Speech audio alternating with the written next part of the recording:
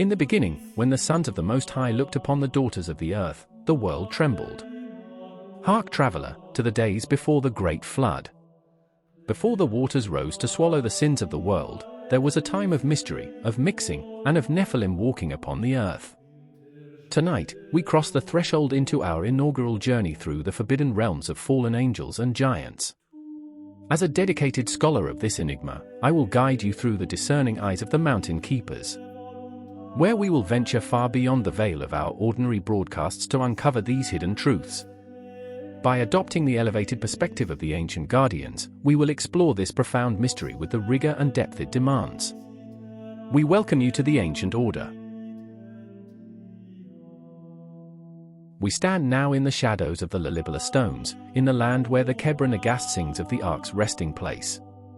It is here, in this mountain-carved abbey, that the ancient story of the sons of God and the Nephilim is read afresh, in the very languages in which the mystery was first uttered. Thus we begin the first episode of our telling, the telling that moves from the cedar-scented pages of the Hebrew Scrolls, through the crisp margins of the 1560 Geneva Bible, to the honey-sweet verses of the Gayer's Book of Enoch, and finally to the towering memory of the giants that survived the flood. Here, in the high places of Ethiopia, the text is kept in the old tongue, the tongue of the angels, Gayers. But to understand the giants, we must first understand the fathers, the sons of the Elohim. In Hebrew, the tongue of ancient Israel, the phrase rings out, Bin Har Elohim. This exact phrase appears 5 times in the Old Testament. These specific occurrences are found in just 2 books of the Bible, Genesis 6 verse 2 and Genesis 6 verse 4, Job 1 verse 6, Job 2 verse 1, and Job 38 verse 7. In each of these 5 instances, the phrase refers to heavenly or angelic beings. The literal rendering is sons of the divine beings, or sons of God. It is a term reserved for the heavenly court, a term that the Masoretic tradition reserves for heavenly or angelic beings.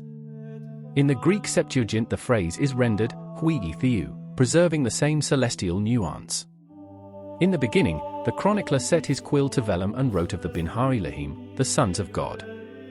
This phrase, the very cornerstone of the mystery, is spoken but 5 times across the whole tapestry of the ancient word.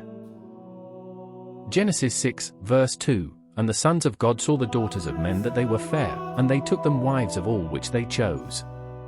Genesis 6, verse 4, There were giants in the earth in those days, and also after that, when the sons of God came in unto the daughters of men, and they bore children to them, the same mighty men which were of old, the men of renown. Turn to the scroll of Job, the sufferer.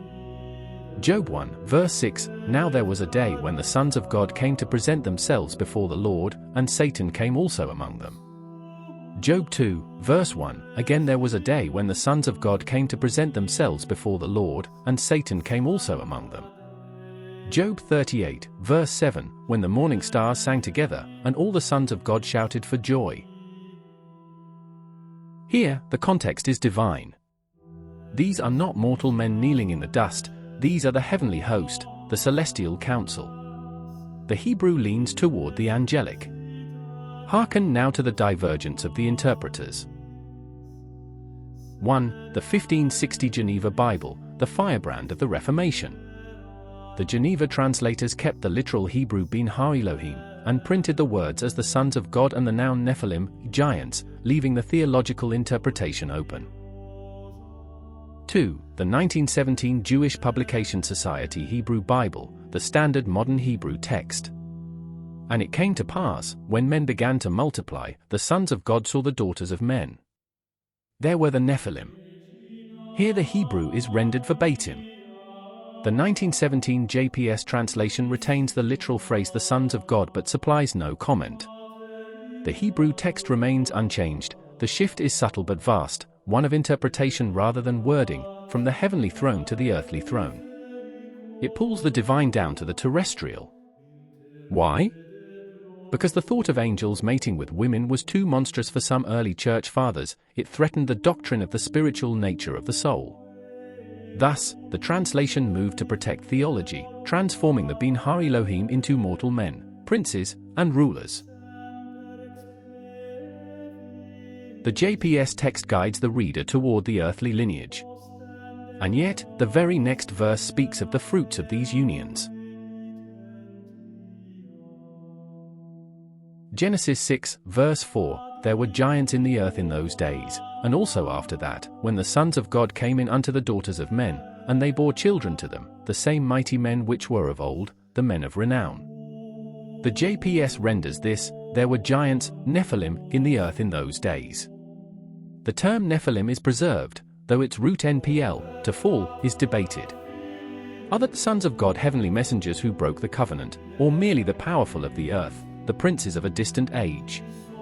Early Christian translators, the Latin Vulgate, kept Filii Dei, yet later interpreters, particularly in the Targumim and some medieval Jewish commentaries, rendered the phrase as the sons of the nobles or the descendants of Seth, the righteous line, who intermarried with the daughters of Cain, the ungodly line, emphasizing a human lineage.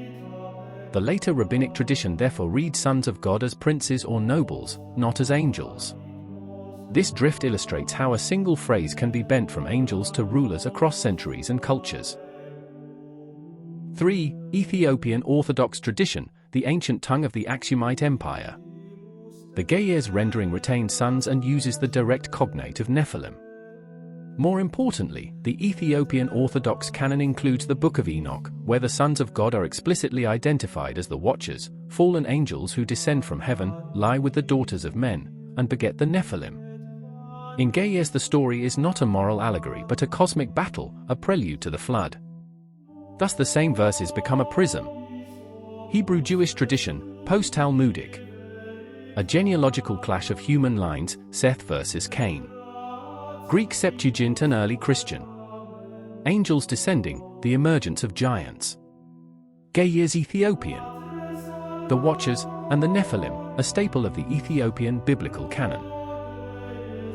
So we stand at the precipice. In this mountain monastery of the highlands, the Ge'ez reader knows a deeper truth, a truth found in the Book of Watchers, 1 Enoch, which has lived in Ethiopia since the beginning. They know these were not merely men. But for the Western eye, the fog remains. The Hebrew quill scratched out the angels. We have followed the order of the fathers, through the eyes of the keepers of the mountains. Join us next time, as we unroll the next scroll. Peace be with you. Next week on the Ancient Order, Dominion of the Fallen, the deep roots of the fallen ones.